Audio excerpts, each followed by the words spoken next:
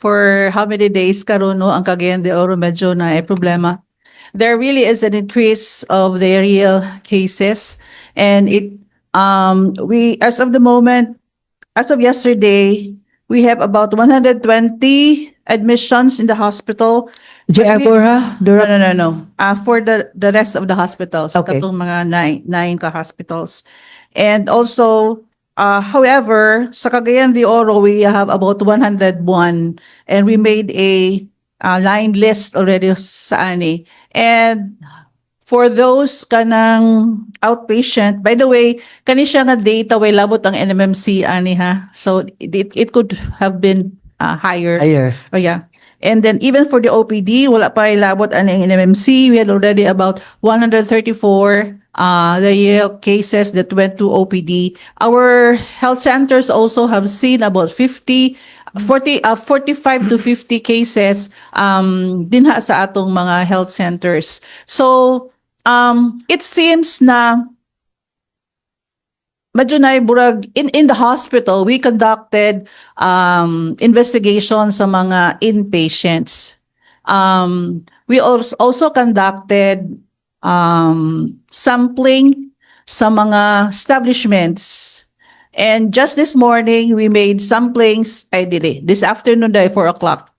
Kay, ikaduha naman ang sampling, amo ipadala sa RITM. It has to be taken 4 o'clock in the morning or 4 o'clock in the afternoon. So we chose the 4 o'clock in the afternoon kay sirado ko man ato mga establishments 4 a.m. So this 4 o'clock, we will get a specimen from mga establishment and even for the COWD. Okay, so in those that has been interviewed, it seems that there is a history of eating in some establishments. Okay. And however, there are also cases nga wala gid siya history nga nagkaon siya sa gawas. Although kanang mas lesser sila and also more on the highlands. So we thought that it could just be the way they kanang gather their water, no? Kay wala man kayo level 3 nga water resources that they could tap. So, pero those that majority or daghan jud nga mga kaso dunay history of kanang nangaon sa gawas. Oh, okay. Yeah. So So let's make it clear, hi. This is about LBM. yeah, sa The LBM, cases of additional LBM, sa LBM okay. siya. So kuan siya, LBM could be associated with vomiting, ang uban nag-fever. Okay. Even sa akong mga siblings, I had 3 siblings. Nangaon gyapon ato nga mga establishments. Abi man akong dili kuan kung kay wala man mo nang uban-uban so mo na then nangayo sila og kuan sige lang pa. Kalibang lang din na kay anyway just kanang fluids. The following day magluya na gyud sila. So I started with medications. Dito rin sila na ulian. Kay salamat sa Ginoo. So we went to these establishments and coordinated with them and look at their water supply. The water supply came from COWD, pero they have a reservoir. And then from the reservoir, the rest of the establishments, dito sila nagkuha. And one of the mga establishments nga amo sa gi-check, medyo hugaw sad ang water, no? There was one time that naay ka ng galihok nga Murag tawa-tawa. Abi mo waya-waya. Pero red, bura siya miniature nga aliwati.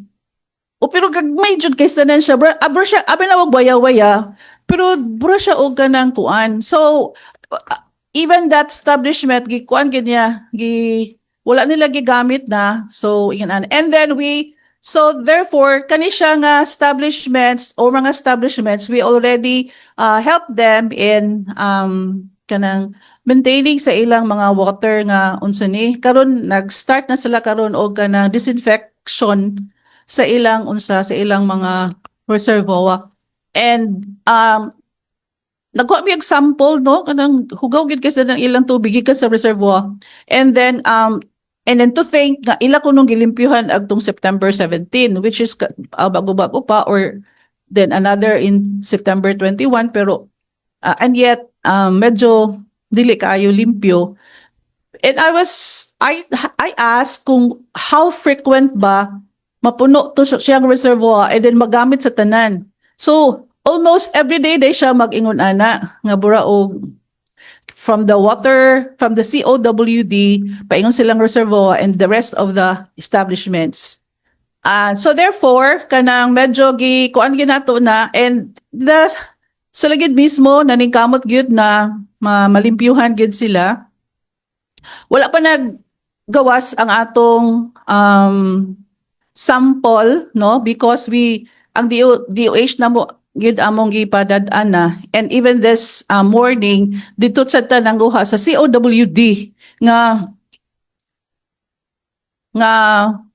kanabitang pipelines na dinadapit sa mga establishments, kay it seems murag isa ra sila ana ra sila Sa sorry, sa downtown? Wala dili uptown, wala sa downtown. Okay. wala tay kaso sa uptown. And then ang atong kaso na anon ta, pero although dili magid, it's sa akong hunahuna lugar, mga sa bukid naman good, like sa Mambuaya, kanang sa dito na bitaw nga unsa ni, although naatay ko ang dakang tag kaso sa Lumbia, pero kaning Lumbia nga mga kaso nakaagto og mga establishments nga naa sa ubos. So mostly establishments sa ubos. Yes. yun. So kanang we have just received kanang mga materials that we will be conducting kanang examination uses tools for those na confined. So kay I think karon nag-abot ang kuan from RITM. So we will be starting collecting samples from those who have been kanang hospitalized para sa ipadala sa RITM, really specific unsa gyud siya nga causative nga kanang agents that cause the diarrhea nga atong na-experience. So is still patients still coming in or admitted? No more. Dili na kay og ang tanan na aware, and then nga kuan, and then they're now careful with the water. They're asking for bottled water na. Yeah, we are asking for the bottled water.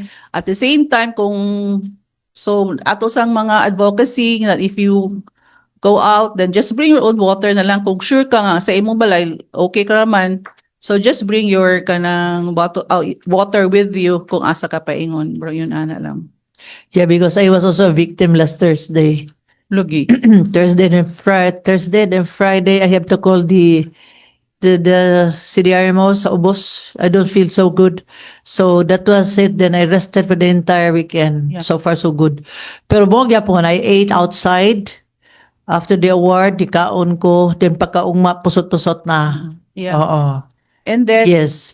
we also would like, kay karon sadihan naman sa ato epidemiology, ang mga kaso sa mga diarrhea and correlating it with kanabitang announced nga maintenance activity sa water district kay ma-lower bitaw ang pressure.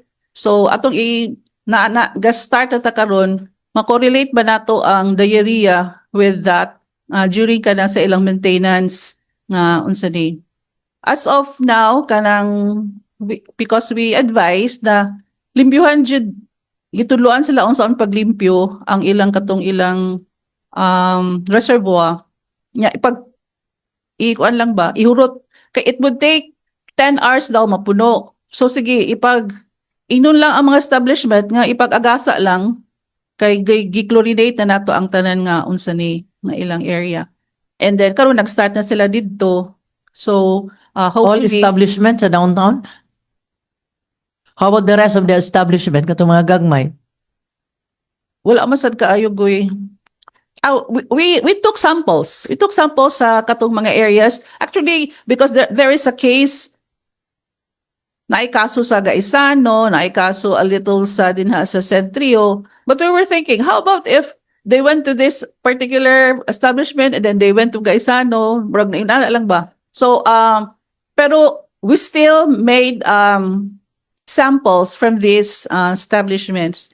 And then, wala pa and this time also from the several points, katumburag daw strips lang sa COWD. Query lang ko, Madam Chair. Kung nag-sample ra ba sila sa isa lang establishment, only ba sa Daghan. downtown, tanan? Oh. Kadua, Madam Chair, kung how often lugar ang pag-inspection ang atong mga sanitary inspector sa mga business establishment? Yeah, they randomly conduct they randomly conduct water sampling. Part gina sila sa How often? ilang license. How often, Doc, Madam Chair? For the refilling station, monthly na siya. And then sa mga establishment kanang food establishment, wala, random lang na sila.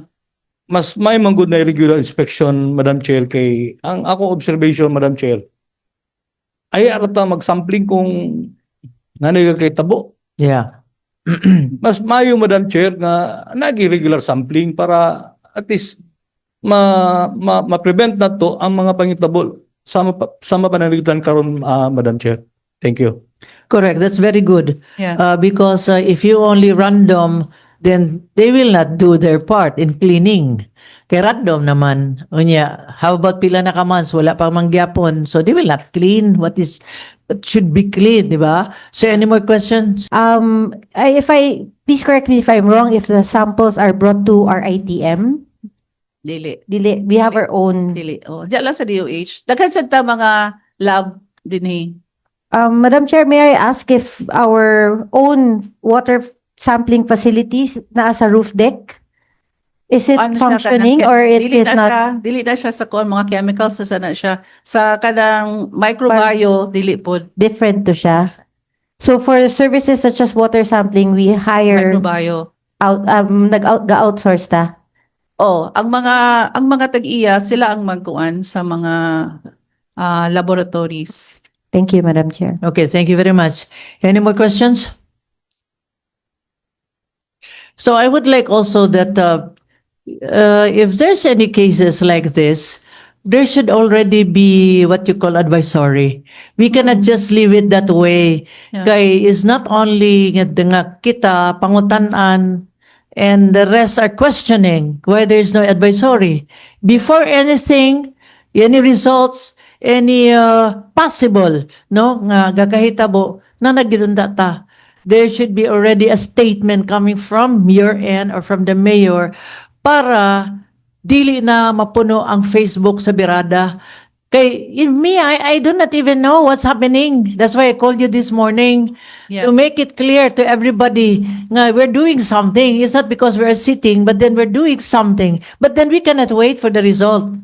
Ang akong point is, kung may tabo na on that day, then you have to go out to the media and then explain and then inform the people that we're doing something about it.